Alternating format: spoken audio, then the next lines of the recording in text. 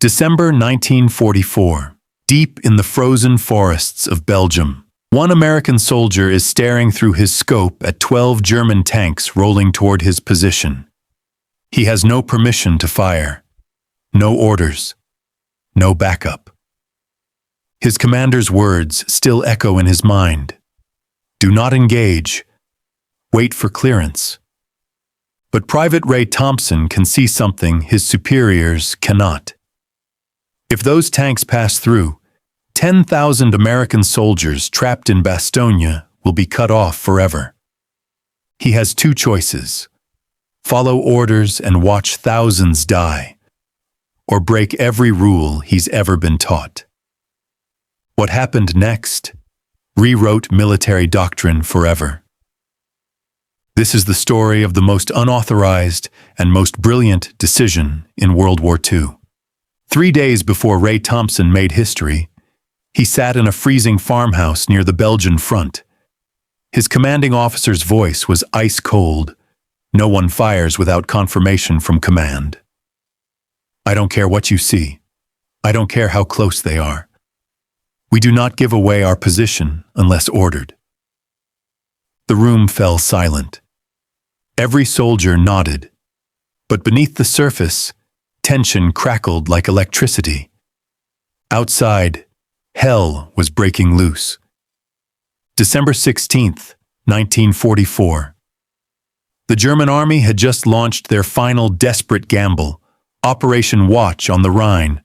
Over 200,000 German troops, more than 1,000 tanks. Complete surprise. They called it the Battle of the Bulge. American lines shattered overnight. Entire units vanished. In the chaos, friendly fire became as deadly as the enemy. That's why the order was absolute: wait, observe, do not fire. For Ray Thompson, that meant sitting in his M10 Wolverine tank destroyer on a frozen ridge, watching German convoys roll past. Day after day, night after night. His finger on the trigger. His orders clear. Do nothing. He logged everything in a small notebook his mother had mailed him. Tank tracks, vehicle types, movement patterns, wind speed, range calculations. But he didn't fire. Once, he tracked a lone panzer creeping through a ravine for nearly an hour. No orders came. It passed. The anger inside him burned white hot, but discipline held. He knew what his job was. He knew the cost of a wrong shot. One wrong shell could mean a dozen dead Americans, or a revealed position that brought down an entire German battery in return. But as the hours dragged on and more enemy traffic moved through the trees, the question changed. Was holding fire really the safer option? Thompson wasn't reckless. He was precise. He studied German columns like a mathematician studies patterns. He knew how they moved, how they stacked vehicles for support, how they relied on tight formations, and more importantly, he knew where to hit them, if and when the time ever came. He just didn't know yet that he would be the one to decide it. Raymond Charles Thompson was not born a soldier. He grew up in the vast, flat nothingness of western Kansas, where winter wind could peel paint off a barn and summer heat baked the wheat fields until they cracked. His father ran a small engine repair shop. His mother taught 7th grade math. Ray grew up surrounded by gears, grease, and graph paper. Even as a boy, he saw the world through angles. He could tell you exactly how far a grain silo was by the length of its shadow. When most kids played with slingshots, Ray was building one with a pulley system and counterweights, trying to see how far he could launch a pebble with pure precision. He didn't join the army because he was itching for a fight. He enlisted in 1942 because he wanted to study engineering, and the army offered him training, pay, and a future. He got the training. The pay wasn't much. The future, that depended on surviving Europe. By the time Thompson arrived in Normandy, He was 22 years old and already looked 5 years older. His first combat experience came in the hedgerows, where the enemy could be 10 feet away, and you wouldn't know until they were firing. He watched a friend, Jimmy Delgado, burn alive when a Panzer's shell caught their half-track in a roadside ditch. Another, Frank Murray, was vaporized by a mine outside St. Lo. Thompson stopped believing in luck after that, or orders, or safe distances. He started believing in patterns. He studied how tanks moved, where they paused, how long it took for a turret to rotate. He started carrying a small spiral notebook in his jacket. Every German vehicle he encountered, he'd sketch it, note the vulnerabilities, the blind spots. He didn't talk much. Other soldiers called him the quiet clock, because when he did speak, it was short, direct, and usually timed down to the second. But when it came to gunnery, he was deadly, not flashy, not fast, just accurate, predictable in the best possible way. In the Army's view, he was a good gunner, disciplined, smart, calm under fire. What they didn't realize, what even his closest crewmates didn't fully see, was that Ray Thompson was also a thinker, a tactician, not just a trigger puller, but a man who could see a battlefield like a chessboard. And in 3 days' time, that quiet Kansas boy with the angle-obsessed brain would rewrite the rules of engagement in a single burst of firepower. Because sometimes war doesn't reward those who follow instructions. It rewards the ones who understand when to break them. On the morning of December 19th, 1944, the fog lay thick and low across the Ardennes. It clung to the branches like smoke. Vision was limited. Sound was distorted. But through his periscope, Ray Thompson saw them.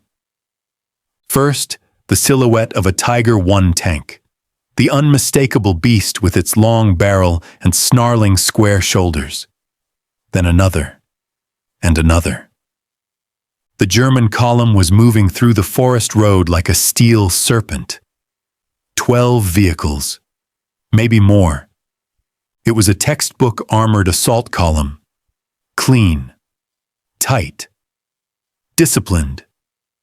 At the front, the Tiger led like a battering ram, capable of punching through nearly anything the Americans had. Behind it came 3 Panzer IV tanks, each fast, efficient, deadly. Then came 2 half-tracks filled with infantry. Behind them, support vehicles, ammunition trucks, fuel tankers, field kitchens.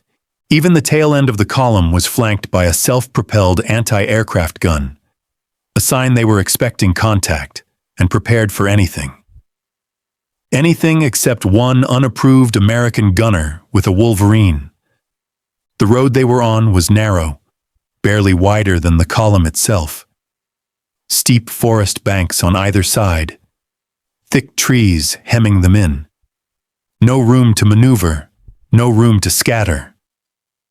To Thompson, it wasn't just a road, it was a trap. But here's the catch. Ray had no orders. No one else could see what he saw. Radio contact with his battalion's forward HQ was weak, garbled, or non-existent.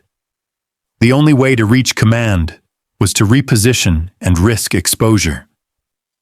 By protocol, he was supposed to observe the enemy, report their heading, let air support or artillery take the lead.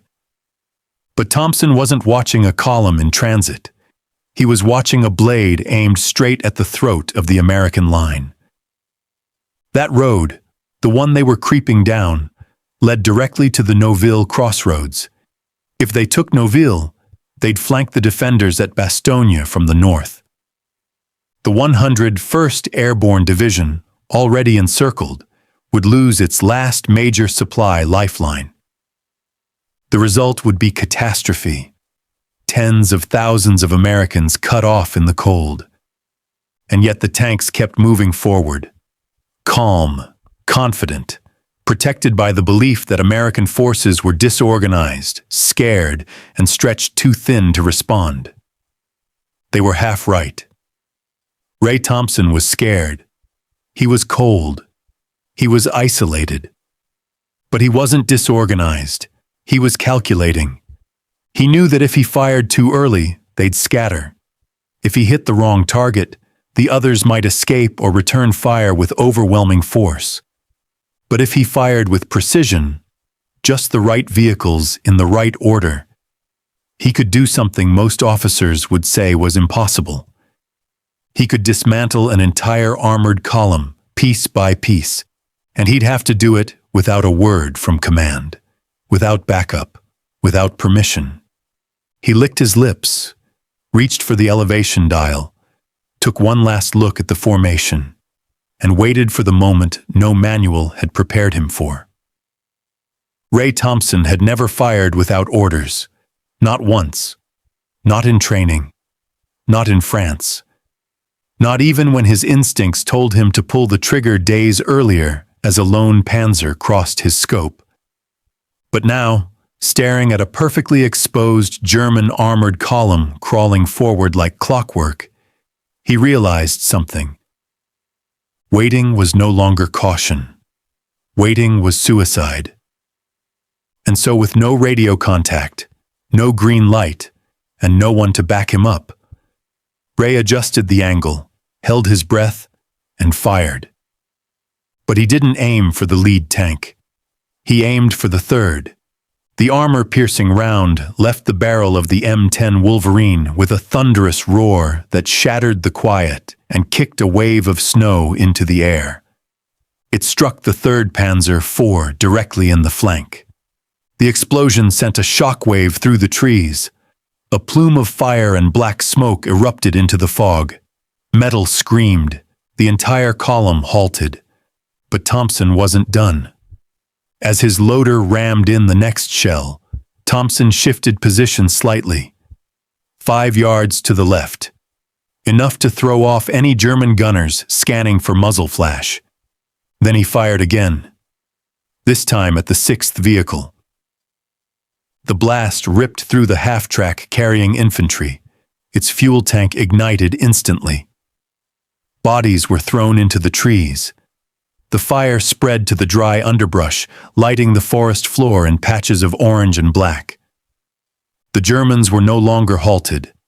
They were panicking. But behind them, the rest of the formation was now bottlenecked, blinded, burning, boxed in. Thompson reloaded again.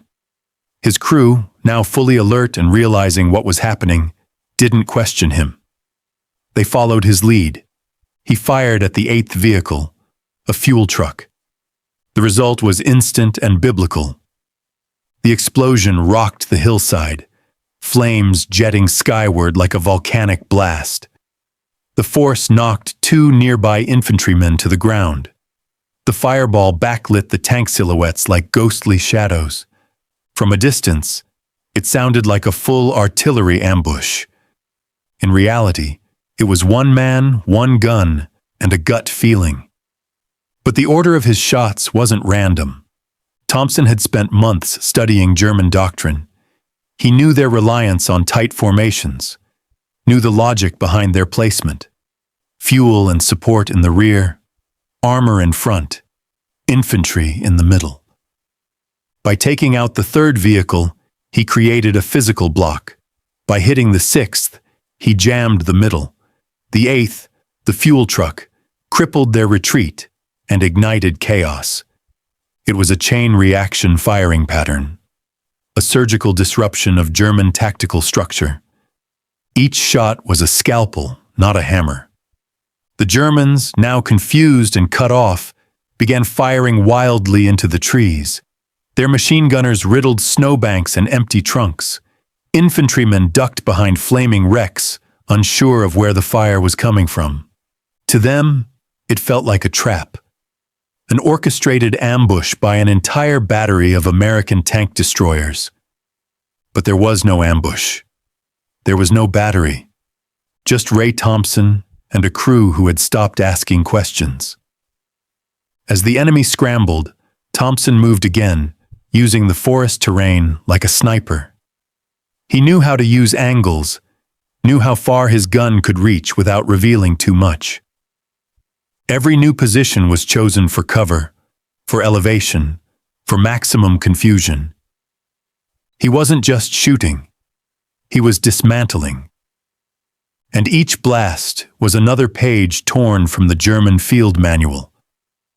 The Ardennes had gone silent just moments before the first shell. Now it screamed. Trees cracked and fell under shock waves. Snow, fire, and shrapnel filled the air like confetti from a hellish celebration. Thompson's third shot had set off a fuel truck. The fourth struck a half-track that had tried to reverse. Its wheels were already spinning in the icy mud when the shell hit, sending the chassis skyward in a twisted arc of steel. The German Tiger at the front was stuck. The crew tried desperately to reverse, but they were trapped between flaming wreckage and vehicles behind that couldn't move without ramming each other. Their tight, disciplined formation, so effective in open terrain, had become a steel coffin inside the forest road. From Thompson's vantage point, everything moved in slow motion. He saw soldiers yelling, arms waving, confusion turning to panic. German infantry began to scatter into the woods, abandoning vehicles. Some took cover behind trees. Others sprinted into the snow, stumbling and slipping on frozen roots. One officer climbed on top of a tank to get a better view and was cut down by a burst of Thompson's coaxial 50 caliber machine gun. The crew inside the M10 was sweating now, not from fear, but from sheer physical exertion. The loader's hands were blistered. The assistant gunner's voice was hoarse from yelling coordinates. The tank smelled like grease, hot metal, and cordite.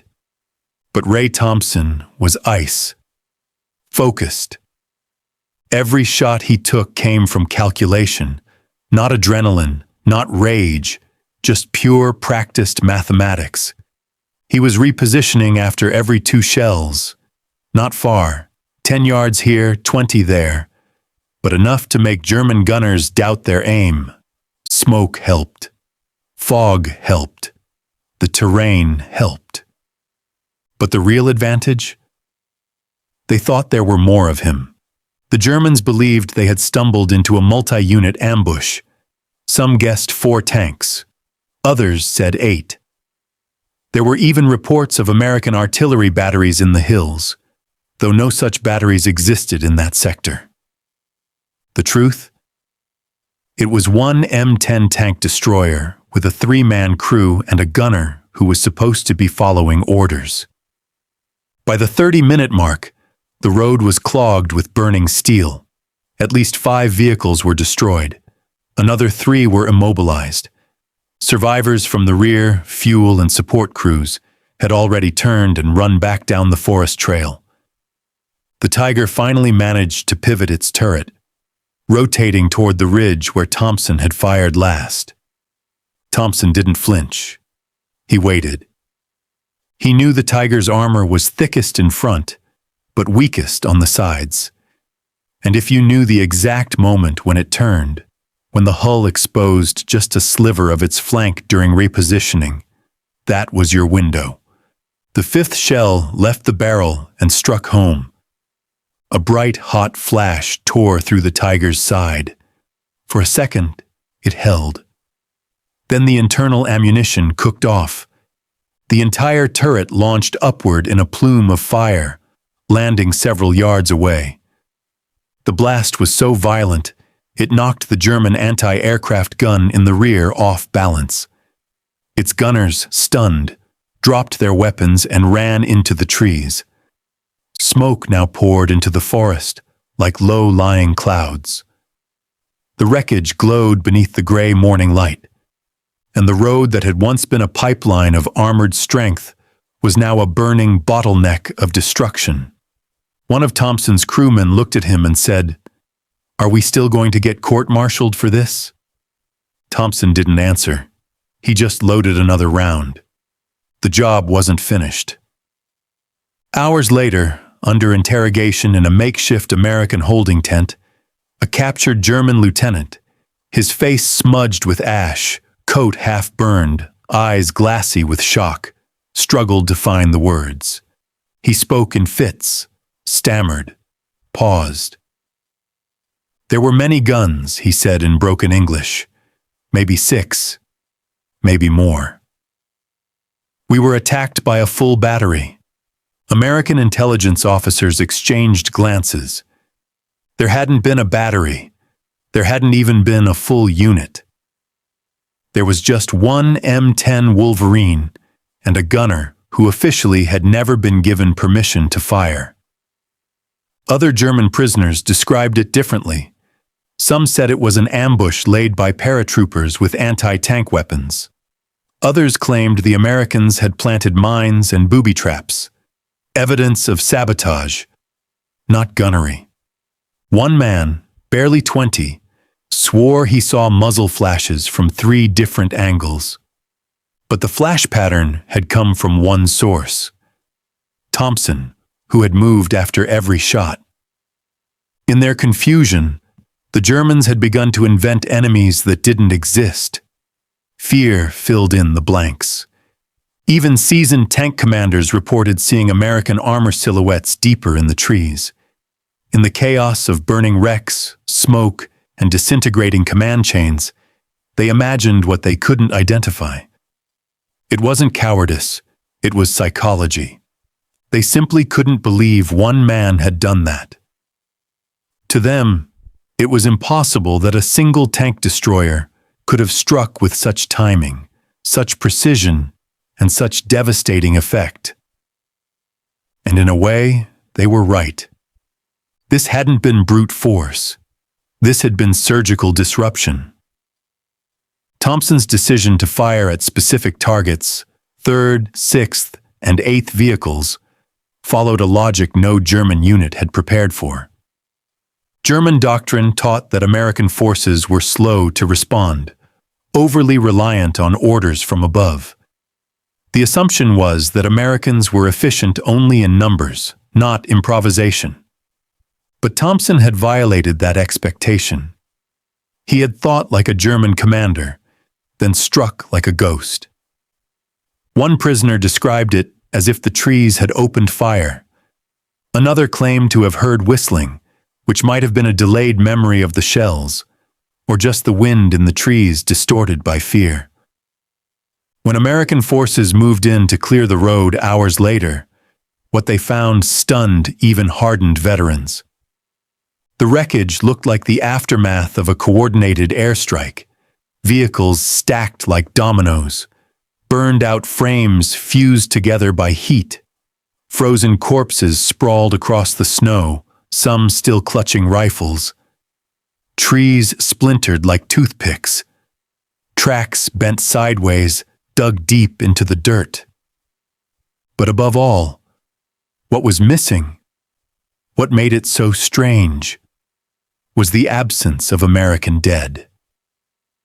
There were none, because there had only ever been one gunner. From that day forward, survivors from that German column would refer to the incident by a single phrase: Die Geister Battery, the Ghost Battery. For 48 hours, Ray Thompson expected to be arrested. After the shooting stopped, after the smoke cleared and the Germans either fled or burned, he sat inside the M10, motionless. His loader offered him a sip from a canteen. He didn't respond.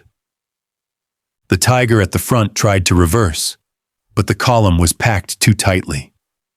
The crew inside the Tiger shouted and gestured furiously, trying to clear a path. The adrenaline had drained. Now came the dread. They had disobeyed direct orders. They had fired without permission. And regardless of how many tanks were burning, the military had rules. Back at the battalion headquarters, Thompson filed his report. His commanding officer, a captain from Pittsburgh named Langston, read it without saying a word. He flipped through the pages. Thompson's sketches, range estimates, the diagram of the firing sequence, his face a mixture of anger and disbelief. "You know," Langston finally said, "if this had gone wrong, if even one of those was friendly fire." Thompson nodded. He didn't make excuses. "I knew what I saw," he said simply. Langston stared at him, then exhaled. "No one authorized this, Thompson. You understand that?" "I do." Langston didn't reprimand him. Not yet. Instead, he said, "Go get some rest. I've got to send this upstairs." Upstairs meant division command, which meant scrutiny, which often meant punishment, especially for enlisted men who acted outside protocol. Thompson returned to his crew. They were quiet too. No backpatting, no celebration. They were all waiting for the hammer to fall. But it didn't. Not immediately, because something else happened first.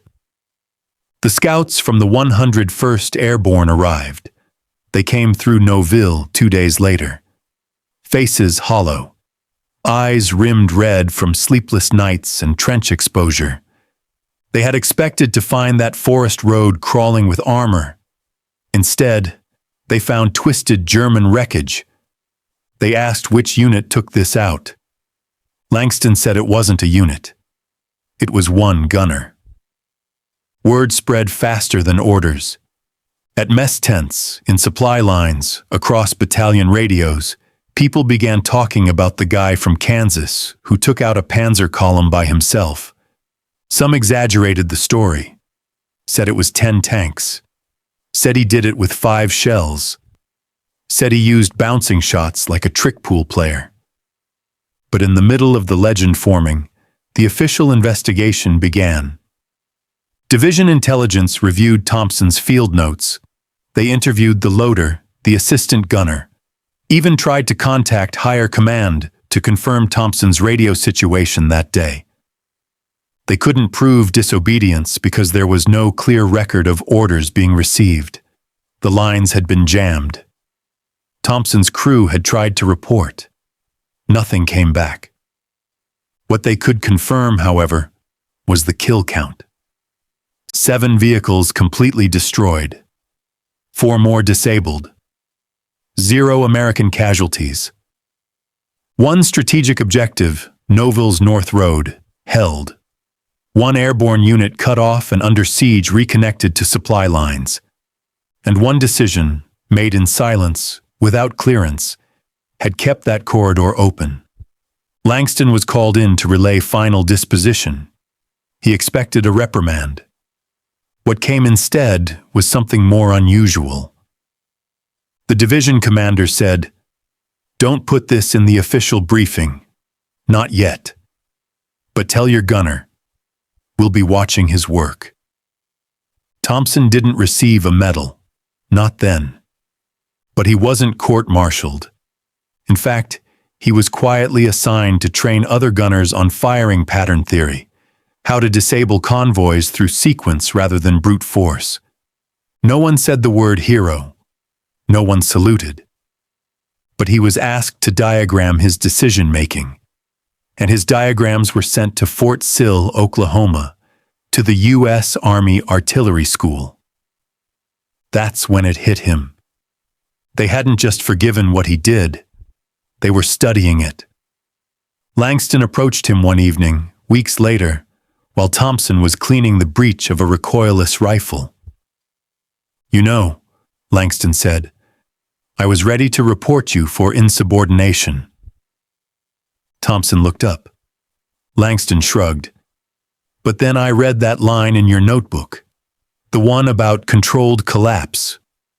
What did you mean by that?" Thompson wiped his hands. "When you pull one stone from a wall," he said, "the rest falls, if you know where to pull." Langston smiled. "Well, next time you decide to knock down a wall, just give me a little warning." Thompson didn't smile back. He just nodded. Because to him it wasn't a victory. It was a solution, a calculation, a necessity. And deep down, he knew it could have gone the other way. He'd made peace with that. But war doesn't always punish disobedience.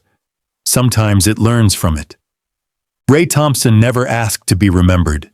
He didn't keep journals. He didn't pose for photographs. After the war, he went home to Kansas, married a girl named Helen from the next town over, and started a small repair shop near Dodge City. He fixed tractors, built grain silos, taught his son geometry by marking angles in the dirt with a stick. He never once called himself a hero. But others did.